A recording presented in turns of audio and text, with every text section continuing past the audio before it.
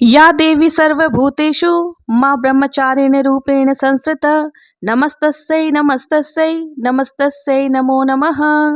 जय माता दी दोस्तों, आज हम लोग दुर्गा सप्तशती के दूसरे अध्याय का शुभारंभ करेंगे। दुर्गा सप्तशती के दूसरे अध्याय को प्रारंभ करने से पहले माँ भगवती का ध्यान करते हुए पाठ का प्रारंभ करते हैं। मैं कमल के आसन पर बैठी हुई प्रसन्न मुख वाली महिषासुर मर्दिनी भगवती महालक्ष्मी का भजन करती हूँ, जो अपने हाथों में अक्षमाला, फरसा, गदा, बाण, वज्र, पद्म, धनुष, कुंडिका, दंड, शक्ति, खड्ग, ढाल, शंख, घंटा, मधुपात्र, शूल, पाश और चक्र धारण करती है। मार्कंडेय जी ऋषि कहते हैं, पूर्व काल में देवताओं और असुरों में पूरे 100 वर्षों तक घोर संग्राम हुआ। उसमें असुरों का स्वामी महिषासुर था और देवताओं के नायक इंद्र थे। उस युद्ध में देवताओं की सेना महाबली असुरों से परास्त हो गई। संपूर्ण देवताओं को जीतकर महिषासुर इंद्र बन बैठा। तब पराजित देवता प्रजापति ब्रह्मा जी को आगे करके उस स्थान पर गए जहां भगवान शंकर और भगवान विष्णु विराजमान थे। देवताओं ने महिषासुर के पराक्रम तथा अपनी पराजय का यथावत वृतांत उन दोनों देवेश्वरों से विस्तार पूर्वक कह सुनाया। वे बोले, भगवान, महिषासुर सूर्य, इंद्र, अग्नि, वायु, चंद्रमा, यम, वरुण तथा अन्य देवताओं का अधिकार छीनकर स्वयं ही सभी का अधिष्ठाता बन बैठा है। उस दुरात्मा महिषासुर ने समस्त देवताओं को स्वर्ग से निकाल दिया। अब वे मनुष्यों की भांति पृथ्वी पर विचरते हैं। दैत्यों की यह सारी करतूत हमने आप लोगों से कह सुनाई। अब हम आपकी ही शरण में आए हैं। आपको उसके वध का कोई उपाय सोचना चाहिए। इस प्रकार देवताओं के वचन सुनकर भगवान विष्णु और शिव ने दैत्यों पर बड़ा क्रोध किया। उनकी भौएं तन गई और मुंह टेढ़ा हो गया। तब अत्यंत कोप में भरे हुए चक्रपाणी श्री विष्णु के मुख से एक महान तेज प्रकट हुआ। इसी प्रकार ब्रह्मा, शंकर तथा इंद्र आदि अन्य देवताओं के शरीर से भी बड़ा भारी तेज निकला। वह सब मिलकर एक हो गया। महान तेज का वह पुंज ज्वालाएं पर्वत सा जान पड़ता था। देवताओं ने देखा, वहां उसकी ज्वालाएं संपूर्ण दिशाओं में व्याप्त हो रही थी। संपूर्ण देवताओं के शरीर से प्रकट हुए उस तेज की कहीं से तुलना नहीं हो सकती थी। एकत्रित होने पर वो एक नारी के रूप में परिणत हो गया और अपने प्रकाश से तीनों लोकों में व्याप्त जान पड़ा। भगवान शंकर का जो तेज था, उससे उस देवी का मुख प्रकट हुआ। यमराज के तेज से उसके सिर में बाल निकल आए। श्री विष्णु भगवान के तेज से उसकी भुजाएं उत्पन्न हो गई। श्री चंद्रमा के तेज से दोनों स्तनों का और इंद्र के तेज से मध्य भाग का प्रादुर्भाव हुआ। वरुण के तेज से जंघा और पिंडली तथा पृथ्वी के तेज से नितंब भाग प्रकट हुआ। ब्रह्मा जी के तेज से दोनों चरण और सूर्य के तेज से उसकी अंगुलियां हुई। वसुओं के तेज से हाथों की उंगलियां और कुबेर के तेज से नासिका प्रकट हुई। उस देवी के दांत प्रजापति के तेज से और तीनों नेत्र अग्नि के तेज से प्रकट हुए थे। उनकी भौएं संध्या के और कान वायु के तेज से उत्पन्न हुए थे। इसी प्रकार अन्य अन्य देवताओं के तेज से भी उस कल्याणमयी देवी का आविर्भाव हुआ था। तदंतर समस्त देवताओं तेज के पुंज से प्रकट हुई देवी को देखकर महिषासुर के सताए हुए देवता बहुत ज्यादा प्रसन्न हुए। पिनाकेधारी भगवान शंकर ने अपने शूल से एक शूल निकालकर उन्हें दिया। फिर भगवान विष्णु ने अपने चक्र से चक्र उत्पन्न करके भगवती को अर्पण किया। वरुण ने भी शंख भेंट किया। अग्नि ने उन्हें शक्ति दी और वायु ने धनुष तथा बाण से भरे हुए 2 तरकस प्रदान किए। सहस्त्र नेत्रों वाले देवराज इंद्र ने अपने वज्र से उत्पन्न वज्र दिया और ऐरावत हाथी से उतारकर एक घंटा प्रदान किया। यमराज ने कालदंड से दंड, वरुण ने पाश, प्रजापति ने स्फटिक की माला तथा ब्रह्मा जी ने कमंडल भेंट किया। सूर्य ने देवी के समस्त रोमकूपों में अपनी किरणों का तेज भर दिया। काल ने उन्हें चमकती हुई ढाल और तलवार दी। क्षीर समुद्र ने उज्जवल हार और कभी नशीन होने वाले 2 दिव्य वस्त्र भेंट किए। साथ ही उन्होंने दिव्य चूड़ामणि, 2 कुंडल, कड़े, उज्जवल अर्धचंद्र और बाहों के लिए बाजूबंद दिए और निर्मल नूपुर चरणों के लिए दिए। गले के लिए सुंदर हंसुली और सभी अंगुलियों के लिए रत्नों की बनी हुई अंगूठियां दी। विश्वकर्मा ने उन्हें अत्यंत निर्मल फरसा भेंट किया। साथ ही अनेक प्रकार के अस्त्र और अभेद कवच दिए। इसके सिवा मस्तक और वक्षस्थल पर धारण करने के लिए कभी न कुम्हलाने वाले कमलों की मालाएं दी। जलधि ने उन्हें सुंदर कमल का फूल भेंट किया। हिमालय ने सवारी के लिए सिंह तथा भांति भांति के रत्न समर्पित किए। ध्यानाध्यक्ष कुबेर ने मधु से भरा हुआ पान पात्र दिया तथा संपूर्ण नागों के राजा शेषनाग ने, जो इस पृथ्वी को धारण करते हैं, उन्हें बहुमूल्य मणियों से विभूषित नागहार भेंट दिया। इसी प्रकार अन्य देवताओं ने भी आभूषण और अस्त्र शस्त्र देकर देवी का सम्मान किया। तत्पश्चात उन्होंने बारंबार अट्टहास पूर्वक उच्च स्वर में गर्जना की। उनके भयंकर नाद से संपूर्ण आकाश गूंज उठा। देवी का वो अत्यंत उच्च स्वर से किया हुआ सिंहनाद कहीं समा न सका। आकाश उनके सामने बहुत ही लघु प्रतीत होने लगा। उन्होंने बड़े जोर की प्रतिध्वनि हुई, जिससे संपूर्ण विश्व में हलचल मच गई और समुद्र कांप उठे, पृथ्वी डोलने लगी और समस्त पर्वत हिलने लगे। उस समय देवताओं अत्यंत प्रसन्नता पूर्वक और सिंहवाहिनी भवानी से कहा, देवी तुम्हारी जय हो। साथ ही महर्षियों ने भी भक्ति भाव से विनम्र होकर उनका स्तवन किया। संपूर्ण त्रिलोकी को शोकग्रस्त देखकर दैत्यगण अपनी समस्त सेनाओं, कवच आदि से सुसज्जित होकर हाथों में हथियार लेकर सहसा उठ खड़े हो गए। उस समय महिषासुर बड़े क्रोध में आकर कहा, ये क्या हो रहा है? फिर वो संपूर्ण असुरों से घिरकर उस सिंहनाद की ओर लक्ष्य करके दौड़ा और आगे पहुंचकर उसने देवी को देखा, जो अपने प्रभा से तीनों लोकों को प्रकाशित कर रही थी। उनके चरणों के भार से पृथ्वी दबी जा रही थी, माथे के मुकुट से आकाश में रेखा से खिंच रही थी तथा वे अपने धनुष की टंकार से सातों पाताल को शुद्ध किए जा रही थी। देवी अपने हजारों भुजाओं से संपूर्ण दिशाओं को आच्छादित करके खड़ी थी। तदंतर उनके साथ दैत्यों ने युद्ध छिड़ दिया। नाना प्रकार के अस्त्र शस्त्रों से प्रहार, संपूर्ण दिशाएं उद्घासित होने लगी। चिक्षुर नामक महाअसुर महिषासुर सेना नायक था। वो देवी के साथ युद्ध करने लगा। अन्य दैत्यों की चतुरांगिनी सेना साथ लेकर चामर भी लड़ने लगा। 60,000 रथियों को साथ लेकर उदग्र नामक महादैत्य ने आकर युद्ध प्रारंभ कर दिया।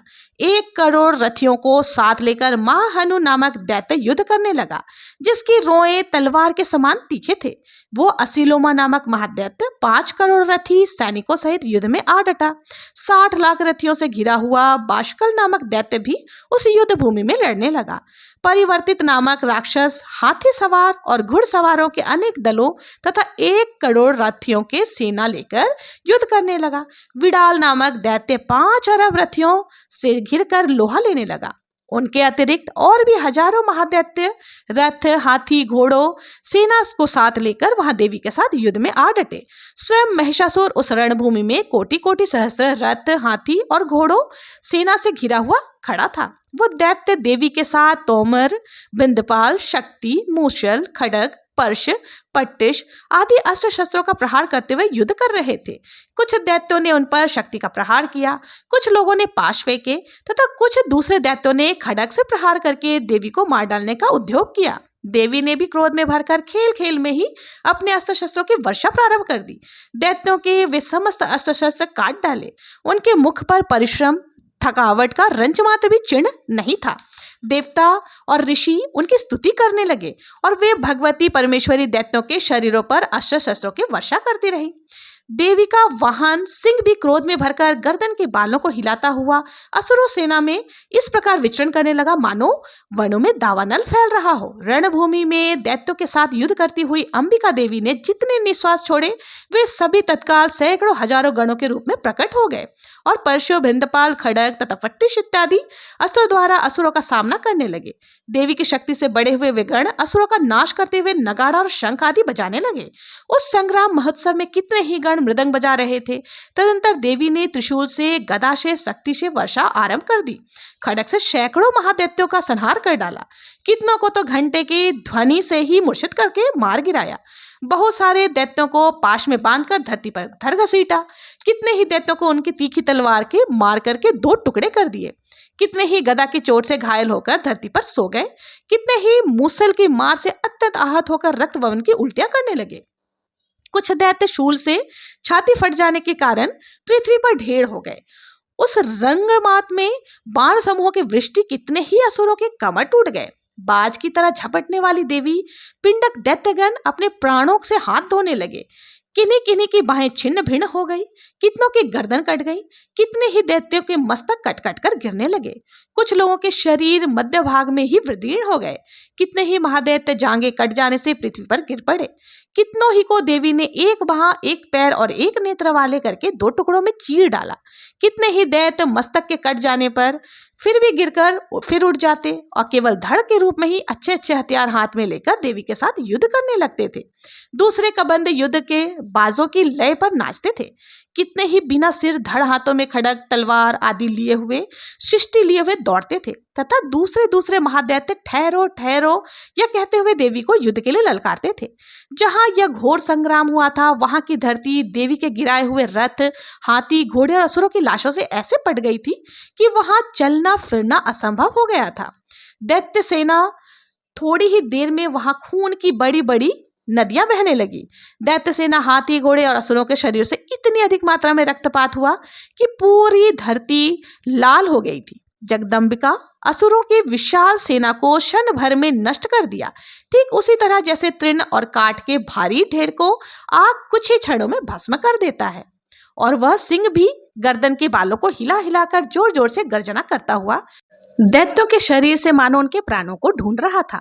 वहां देवी के गणों ने भी उन महादैत्यों के साथ ऐसा युद्ध किया जिसके आकाश में खड़े हुए देवतागण उन पर बहुत ही संतुष्ट हुए और फूलों की वर्षा करने लगे। इस प्रकार श्री मार्कंड पुराण में श्रावणिक मनवंतर की कथा के अंतर्गत देवी महात्म्य में महिषासुर की सेना का वध नामक दूसरा अध्याय पूर्ण हुआ। अब चलिए तीसरे अध्याय का श्रवण करते हैं। तीसरे अध्याय में सेनापति सहित महिषासुर के वध का वर्णन है। जगदम्बिका श्रीअंगों की कांति उदय काल में सहस्त्रों सूर्यों के समान है। वे लाल रंग की रेशमी साड़ी पहने हुए हैं। उनके गले में मुंडमाला शोभा पा रही है। दोनों स्तनों पर रक्त चंदन का लेप लगा हुआ है। वे अपने कर कमलों में जपमालिका, विद्या और अभय तथा वर नामक मुद्राएं धारण किए हुए हैं। 3 नेत्रों से सुशोभित मुख और वंदिका बड़ी शोभा हो रही है। उनके मस्तक पर चंद्रमा के समान रत्नमय मुकुट बंधा है तथा वे कमल के आसन पर विराजमान है। ऐसे देवी को मैं भक्तिपूर्वक प्रणाम करता हूँ। मार्कंडेय ऋषि कहते हैं, दैत्यों की सेना को इस प्रकार तहस नहस होते देखकर महादैत्य सेनापति चिक्षुर क्रोध में भरकर अंबिका देवी से युद्ध करने के लिए आगे बढ़ा। वो असुर रणभूमि में देवी के ऊपर इस प्रकार बाणों की वर्षा करने लगा जैसे बादल मेरुगारी के शिखर पर पानी की धार बरसा रहा हो। तब देवी ने अपने बाणों से उनके बाण समूह अनायास ही काटकर उसके घोड़ों और सारथी को भी मार डाला। साथ ही उनके धनुष तथा अत्यंत ऊंची ध्वजा को भी तत्काल काट गिराया।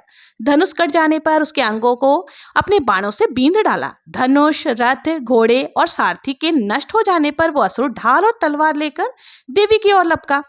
उसने तीखी धार वाली तलवार से सिंह के मस्तक पर चोट करने की और देवी के बाएं भुजा में बड़े वेग से प्रहार किया। राजन, देवी की बाह पर पहुंचते ही वो तलवार टूट गई।